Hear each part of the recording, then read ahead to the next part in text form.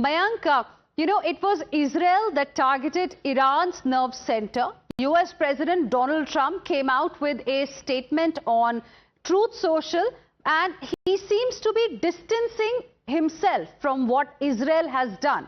He has also warned Iran of dire consequences if Iran continues to target Qatar, because Qatar has got nothing to do with what's happening. But what is Israel's point of view in all of this? Interestingly, when Epic Fury is always seen to be a joint operation between the US and Israel, and having said the things in so many words, it appears that there is some kind of a discordance or disagreement or lack of coordination between the two nations as far as the current operations are going on.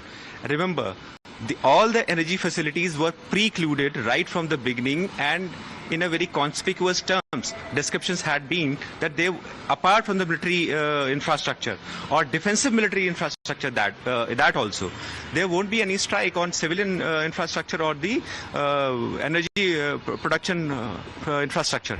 Emergency alarms are ringing this side. Seems Home Front is announcing that. So right now, alarms have been rung. So seems the projectiles are approaching this place. So we are being asked now told to get into bunkers. So I think we should leave this place and go to some area of security. Come. We are. Right.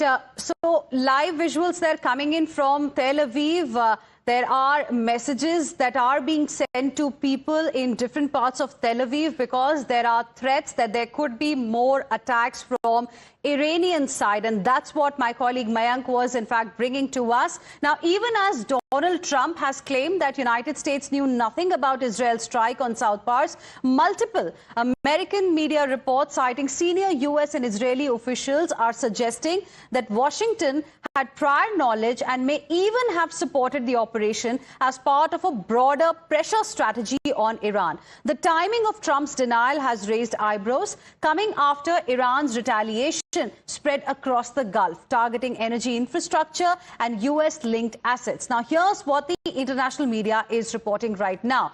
And US President gave the green signal. Netanyahu and Trump coordinated. Aim was to deter Iran's Hormuz plan.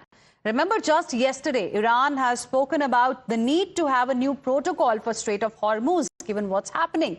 And strikes were indeed approved by White House. Now, this is what international media is reporting right now. And we have, in fact, a guest joining us on the broadcast as well. We have Neta Bar, foreign desk editor at Israel Hayom, joining us live right now. Good afternoon. Thank you for speaking with us here on Times Now.